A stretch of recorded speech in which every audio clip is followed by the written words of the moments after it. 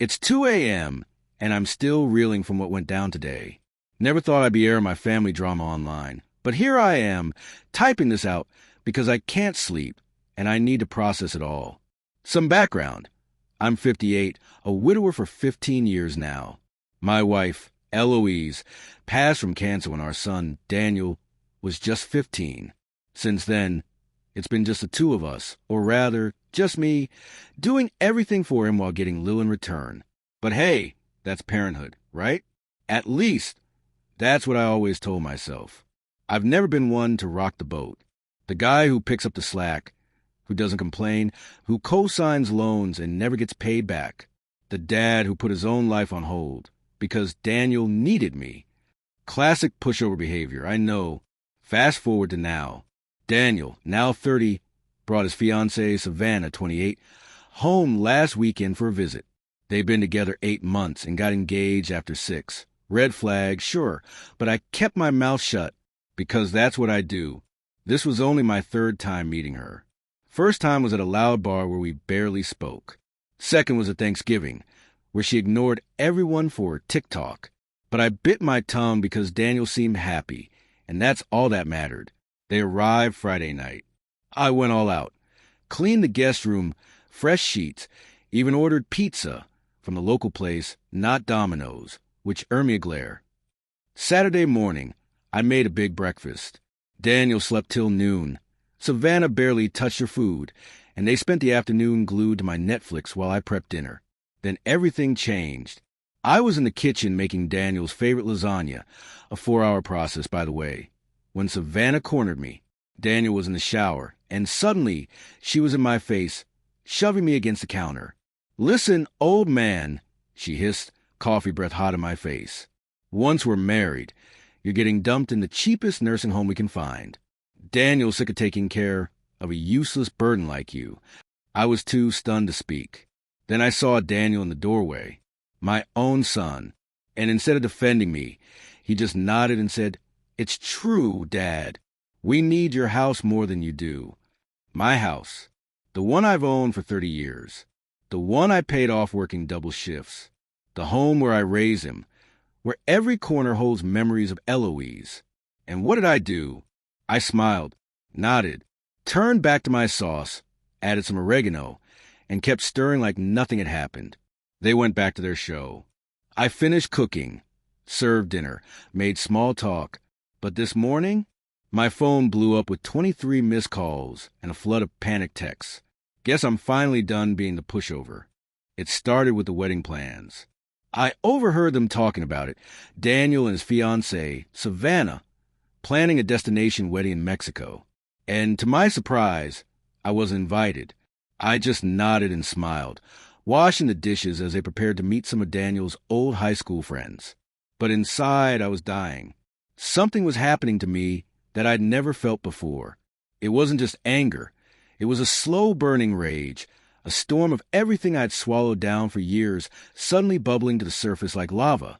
The small, simmering injustices from my life were now erupting uncontrollably. All those times Daniel had borrowed money from me and never paid it back. The countless birthdays of mine he'd forgotten, but expected me to lavish him with extravagant gifts. The way he'd looked down on me ever since he got that business degree, the degree I paid for, as though he was somehow superior to me. The way he treated my house like a hotel and me like the staff. And now this final insult, the revelation that he and his fiancée were planning to abandon me. As they left to go out to the bar, laughing and full of themselves, I stayed behind, sitting alone at the kitchen table. The weight of everything that had built up inside of me for decades finally broke something. No, maybe it finally fixed something. I don't know. But for the first time in my entire adult life, I made a decision. I wasn't going to take it anymore. Not this time. I wasn't going to keep swallowing my pain and anger. No more. I grabbed my iPad. Daniel always said it was ancient, even though it was only 3 years old, and started making calls. My first call was to my brother, Henry, who had been telling me for years that Daniel was using me, taking advantage of my kindness. Then I called my old friend from high school, who now worked at a law firm. After that, I called my bank and then my neighbor, who just so happened to be a real estate agent.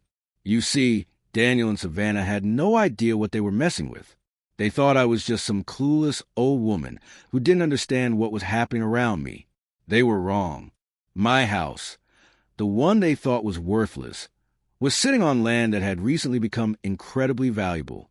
A shopping center was being built nearby, and developers had been leaving notes on my door for months, offering to buy the property. They thought I didn't know what I had, but they had underestimated me. They thought I was an easy target, and for so long I had let them think that. But tonight, something changed. I wasn't just a doormat anymore. I've never been one for revenge. In the past, I always thought that karma would take care of everything. I believed being the bigger person meant letting people walk all over me without reacting. But tonight, something in me hardened. When Daniel and Savannah came home around midnight, they were drunk and laughing. I overheard them whispering about selling my furniture once I was out of the house, and how they needed to check if my life insurance was paid up. I pretended to be asleep, but I wasn't. I was planning. The next morning, I made them breakfast, just like always. I smiled and told them how happy I was that they'd found each other. I hugged them both goodbye and said I was looking forward to the engagement party next month. They left, completely unaware that everything was about to change. They thought I was still the same old doormat, the same woman they could walk all over, but they had no idea what was coming. It's now 2:14 a.m., and I'm sitting in the guest room of my brother's house, typing this. I'm far away from the life I used to live. I've made a decision to finally take control of my future. Tomorrow, I have meetings with lawyers. The day after, I have appointments with 3 different real estate agents. I've also got a locksmith coming to change the locks on my house. I'm doing everything I should have done years ago. For the first time in forever, I'm not second-guessing myself. I'm not worrying about being the nice person anymore. I'm not putting everyone else first. I'm putting myself first, and it feels amazing. Update 1 week later. Hey again, Reddit. I can't believe the support I've received from you all. I never expected so many people to respond to my post, let alone give me so many awards. Still don't really understand what those do, but thanks. It's been a little over a week since I found out my son and his fiancée were planning to put me in a nursing home, take my house, and sell my belongings. And what a week it's been. I'm still staying with my brother, Henry. He's been absolutely amazing through all of this. He says he's enjoying having me around. He's never seen a house so clean, and he's never had such good meals. Old habits die hard, I guess. I'm still cooking and cleaning, but this time, I'm doing it for myself, not for anyone else. But the most important part of all this is what I've been doing when I'm not cleaning his baseboards at 3 a.m. Old habits die hard, remember? I never told you all this, but before Daniel was born, I worked at a law firm for nearly 10 years. It wasn't glamorous. I helped with paperwork and did some research, but I learned a lot, and I kept in touch with people who owed me favors, people who remembered when I covered for them or listened when they needed someone. For the first time in my life, I'm calling in those favors. My first call was to my old boss, Leonard. He retired years ago, but his son now runs the firm. I explained my situation, and he immediately got me an appointment for the very next day. No waiting 2 weeks like a normal person. Just walked right in. And I'm not going to lie, it felt good. The lawyer I met with, I won't name him for obvious reasons, looked over all my paperwork, my house deed, my will, my finances, and smiled. Then he told me something that made my blood run cold. Daniel had been to see him 3 months ago, asking about elder care options and property transfer scenarios. My son was shopping around for a lawyer behind my back. But here's the kicker. Because of my connection to Leonard's family, this lawyer fed Daniel a bunch of nonsense and then called me immediately afterward. Of course, I never got the message. Why? Because Daniel set my voicemail, and apparently, some messages just disappear when he doesn't want to hear them. That was just the first of many surprises. I'm not sure where this journey will take me, but I'm no longer the person I was. I'm standing up for myself for the first time in my life, and I'm not looking back. Marco. P.S. Guess who's been paying Daniel's student loans all these years? I have. He claimed he couldn't afford them, but I never questioned it. Well, guess who's about to stop those payments? Oh, and did I mention I'm still technically the guarantor on his apartment lease? Funny how that works, isn't it? While going through my bank statements, something I usually just glance at online, I stumbled upon several transfers to Daniel's account over the past year. At first, these appeared as small amounts, $200 here, $300 there. Nothing that would immediately catch my attention. But when I added it all up, it came to over $7,000. That's when I realized something was off. Remember those student loans I'd been paying off? Turns out Daniel graduated 3 years ago. The money I had been sending him to cover his student loans wasn't going to pay off any debt. Instead, it was going into his vacation fund. I found out about it through his public Instagram, where he thought I wouldn't notice. There he was, living it up in Cancun, Punta Cana, and Vegas, all paid for with my money that was supposed to go toward his student loan repayment. And then there's Savannah. Oh, Savannah, my niece, Henry's daughter. She's sharp when it comes to social media. So I asked her to do a little digging. What she uncovered was shocking. Savannah has been married before, not once, but twice. Both husbands were over 50, and both marriages lasted less than 2 years. Each time, the marriage ended with her walking away with property.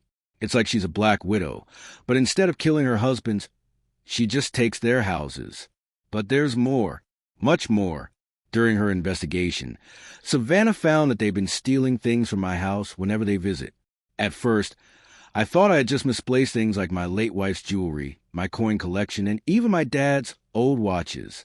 But no, they've been taking them and likely selling them online. I had enough. It was time to do something about it. First, I met with a real estate agent, and much to my surprise, my house was worth far more than I had anticipated. The new shopping center and the development around the area had skyrocketed property values. But I wasn't planning to sell. Instead, I took a more strategic step. I transferred the ownership of my house to an irrevocable trust, which is controlled by my brother. On paper, the house no longer belongs to me. It belongs to the trust. I still have a right to live here for the rest of my life, but if something happens to me, the property won't go to Daniel. It will go to my brother's kids, who, unlike Daniel, actually check in on me and remember my birthday. Next, I took a trip to the bank. I completely overhauled my accounts. I got new account numbers, changed all my online banking passwords, and implemented two-factor authentication for extra security. I removed Daniel as my emergency contact and beneficiary and added Henry instead. Then I did the hardest part. I canceled all automatic payments I was still making for Daniel. His student loans, his car insurance, even his cell phone plan, which, despite his being 30 years old, was still on my family plan. But I didn't stop there. I hired a private investigator, nothing too fancy, just a guy Henry knew who used to do background checks. He dug even deeper into Savannah's past, uncovering some pretty damning information. Turns out, she had been fired from her last job for financial irregularities. She had access to the company credit card and used it for a number of personal expenses. That wasn't all. I also found out that Daniel had been passed over for a promotion 3 times because of his character issues. His boss had caught him taking credit for other people's work and falsifying his expense reports. Just like his father, it seems. But unlike Daniel, I've always done things the right way. Throughout all of this, I kept my cool. I didn't raise any red flags. When Daniel asked me why his phone got shut off, I played dumb, claiming it must have been a billing error. When he asked about the student loan payments, I told him I was having some temporary financial difficulties, but would figure out soon. They both think I'm just a helpless old man who doesn't understand technology or finances. That was their mistake. Yesterday, though, was the real test. Daniel called me and spent 45 minutes pretending to care about me. He asked how I was doing, if I was eating okay, if I needed anything. I could practically hear him sweating through the phone. Finally, after all that small talk, he got to the point. He and Savannah were having a small cash flow problem and needed to borrow $3,000 for wedding deposits. I told him I'd have to dip into my savings, but that I'd figure out a way to help. The best part? He has no idea that I'm not going to give him a cent, and he certainly won't be getting a dime of my savings. I'm not done yet, but I'm one step closer to making sure they never take advantage of me again. The phone call with my son, Daniel, started like every other one. He asked me for money. Again, for years now, I had been his personal safety net, bailing him out whenever things went wrong. Rent, bills, car repairs. He'd always come to me for help, and for years I complied without question. I was the one who always showed up, the one who rescued him, no matter the cost to myself. But this time, something felt different. When I told him I would wire the money this morning, I could hear the relief in his voice. He thanked me over and over, and for the first time in years, he told me he loved me. It was a simple thing, just 3 words, but they meant so much in that moment. And for a brief second, I almost let myself believe it. But then the nagging thought crept in, had he really changed, or was this just another manipulation? I'd been down this road too many times before. I knew exactly what was going on. And this time, I wasn't going to be the fool. So instead of wiring the money he expected, I sent him a single dollar with a memo. Here's all you deserve. It wasn't much, but it was all he was going to get. I sat back and waited, not knowing how he would react. 5 hours passed. My phone started buzzing relentlessly. 23 missed calls. 47 text messages. The messages ranged from confusion. Did you make a mistake with the transfer? To concern, are you okay? To outright panic. One even read, are you trying to ruin my life? It was a mix of guilt-tripping and desperation, the usual tactics he always pulled when things didn't go his way. But I didn't respond. Not yet. There was one more thing I had planned. Something bigger than just the money. I had invited them all to dinner. I told them I had big news to share, that I wanted to discuss my future. They all assumed I was going to announce something mundane, like moving into a retirement community or some other old man decision. But that wasn't the news I had in mind. The guest list was small, but carefully chosen. Along with Daniel, I had invited my brother Henry and his wife, Kate. I invited my niece, Riley, and her husband as well. And I invited Mrs. Peterson, my neighbor who had known Daniel since he was a baby. She brought her homemade apple pie, just like she always did, and she asked me 3 times if I was really sure about what I was about to do. I wasn't, but it didn't matter. I had made up my mind, and nothing was going to change that. The real surprise was Savannah's parents. Daniel had no idea that they were coming. In fact, he didn't even know they were alive. For years, Savannah had told him her parents were dead, but the truth was they were very much alive and living about 2 hours away. They had no idea what was going on in their daughter's life, but they were eager to hear about her engagement, especially since she was still legally married to her ex-husband, Haas. That was the bomb I was about to drop on them all. I spent the entire day preparing for the dinner. I cleaned my house from top to bottom, even though I hadn't stayed there all week. It was a habit I couldn't break, even though I knew I wouldn't be living in that house much longer. I made my famous pot roast with those little potatoes and carrots that Daniel used to love when he was a kid. I set the table with my best dishes, those plates that only came out for Christmas or Easter. I even put fresh flowers in the center of the table and lit candles. I wanted everything to look perfect, like a normal family dinner. But I wasn't fooling anyone. I had a bottle of whiskey ready, the good stuff, the kind you save for special occasions. I even installed a small hidden camera in the bookshelf, just in case things got interesting. I knew that no matter how this dinner went, I wanted to remember every moment of it. For once, I wasn't going to be afraid of what came next. As the evening approached, I could feel the tension building inside me. Henry and Kate were the first to arrive, just like I expected. They helped me finish setting the table, while I kept obsessively checking my phone. No new messages from Daniel. Part of me was relieved, but another part of me felt the anxiety building. I wasn't sure what was going to happen, but I knew it was going to be big. Next came Riley and her husband, followed by Mrs. Peterson, who looked just as nervous as I felt. She kept asking me if I was sure about all of this, and I just nodded. I didn't need her approval. I needed to make a stand. I was done being the pushover, the one who always helped, the one who always took the abuse. Tonight, everything was going to change. Finally, Savannah and Daniel arrived. Daniel walked in with that look on his face, the one I knew all too well, angry, expecting something. He was still pissed about the dollar, and I could see the tension in his jaw. Savannah, on the other hand, smiled as if she had no idea what was coming. I didn't waste any time.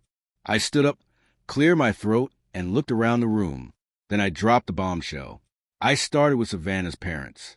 I told them that they were alive, that they had been living a couple hours away for years. I told them that their daughter had been lying to Daniel about their deaths. I could see the shock in Savannah's eyes and confusion on Daniel's face. He had no idea what was going on. But I wasn't done yet. I told them all the truth. I told them that Savannah was still married to her ex-husband, Haas. I told them that for years I had been the one bailing Daniel out of every bad situation. I had paid his bills, his rent, his car payments. I had been the one who kept him afloat, while he treated me like I was nothing more than a convenience. And then I made it clear this was the end. I was done. I wasn't going to help them anymore. I wasn't going to be their emotional punching bag. I wasn't going to be the nice guy anymore. I had spent so many years being the one everyone depended on, the one who was always there, always helping. But I wasn't that person anymore. Tonight, I was showing them who I had really become, the person I should have been all along. The room was silent. No one knew what to say. Savannah stared at me, wide-eyed, her mouth slightly open. Daniel didn't say anything, just sat there fuming. Henry and Kate were speechless, too. Mrs. Peterson just shook her head, as if she couldn't believe what was happening. But I didn't care. I didn't need their approval. I wasn't asking for it. I had finally done what I needed to do for myself. For once in my life, I had taken control. I wasn't the victim anymore.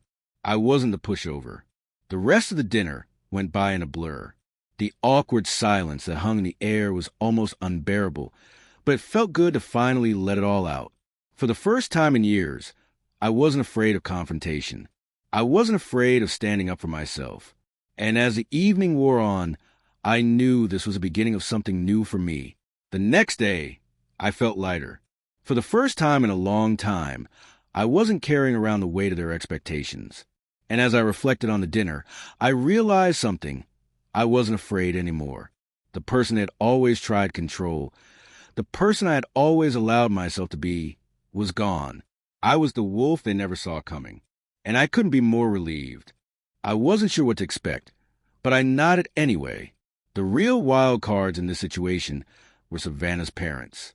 I didn't know if they'd actually show up, but exactly at 6:45, there was a knock on my door.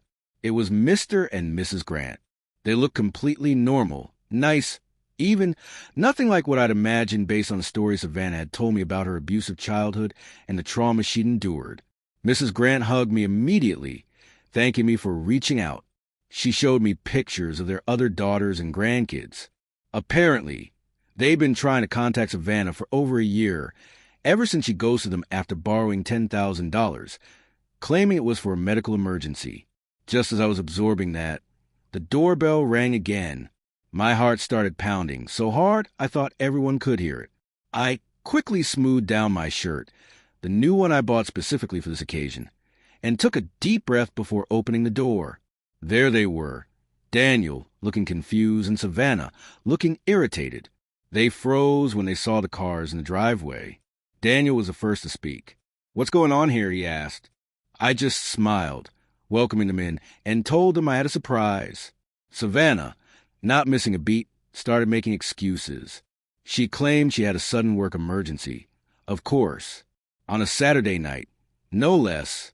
Sure, that seemed plausible. But Daniel, always curious, stepped inside. When he laid eyes on Savannah's parents, the change in him was immediate. His eyes widened, and Savannah, looked like she had seen a ghost. I swear, it was like watching someone's soul leave their body in real time. Her face went pale, the color draining from her cheeks. Her mouth opened and closed, but no words came out, like a fish gasping for air. Mrs. Grant didn't hesitate. She immediately started crying, reaching out to her daughter, calling her Vanna.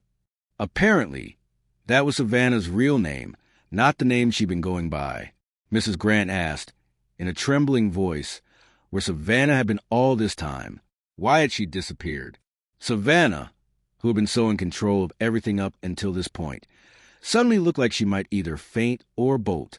Instead, she did what manipulators always do. She attacked. She started screaming that her parents had no right to be there, that I had no right to contact them, and that this was all some sick game I was playing. But the thing is, it's hard to play the victim when you're surrounded by the evidence of your lies. I invited everyone to sit at the dining table, but Savannah refused. Daniel, still confused, slowly took a seat. He kept glancing nervously at the pot roast, like it was the most threatening part of the evening. The whole situation was beginning to weigh on him. Then I laid it all out for them. The conversation in the kitchen, the threats from the nursing home, the lies about student loans, the taking of my wife's jewelry, the secret marriages, every single thing. I didn't yell, didn't cry. I just stated the facts, one by one, in the same calm voice I might use to read a grocery list. With each revelation, Daniel seemed to shrink smaller and smaller in his chair. Mrs. Peterson, sweet old lady that she is, gasped so loudly at one point I thought she might need her inhaler. Henry, my steadfast friend, kept his hand on my shoulder the whole time, like he was afraid I might collapse if he let go. When I finished, the silence of the room was thick. It was so heavy you could feel it in your chest, almost like the air itself was holding its breath. Even the ice maker in the fridge seemed to hesitate, like it was afraid to make any noise. Daniel was the first to speak, his voice shaky. He started with denial, claiming I must have misunderstood the conversation we had in the kitchen. He moved on to excuses. He said the whole thing was Savannah's idea, not his. Then he tried to deflect the blame, saying if I hadn't been so controlling, if I'd given him more freedom, if I'd helped him more financially, none of this would have happened. Finally, the anger came. He was furious. How dare I embarrass him like this, involving all these people in their personal business? But Savannah, well, Savannah was a different story. She went nuclear. She called me every name in the book, blamed me for everything that had gone wrong in her life, said I had no right to do any of this. It was as if she couldn't even comprehend that anyone else could see her for what she really was. I stayed calm. I had to. There was no turning back now. Daniel had warned her, and she had warned me. The things she said about me, the accusations, were hard to digest. She claimed I was mentally unstable, that I was making everything up because I was jealous of their happiness. It didn't stop there. She even threatened to sue me for defamation, but that was when Mr. Grant, the quiet observer, calmly asked about her current husband, Steve. The room fell silent. Daniel's reaction was instant and intense. His head whipped toward Savannah with such speed I thought he might get whiplash. Husband? Current husband? He muttered, clearly thrown off balance. Turns out, Savannah never actually divorced her second husband. She had simply moved on, started over, and found Daniel. Mr. Grant had the paperwork to prove it, and when he presented it, I saw something in Daniel's face that I hadn't seen before. He went through a whirlwind of emotions in the span of 30 seconds. It was almost like watching his world crumble before my eyes. He went from confusion to disbelief to anger and then to complete despair. His body seemed to deflate right in front of me, like someone had unplugged him from whatever force was keeping him upright. Savannah, trying to regain some sense of control, tried to explain herself, but there was no good explanation for the mess she had created. She had been married to one man, while planning a wedding with another. With a flick of her wrist, she grabbed her purse, called us all horrible people, and stormed out.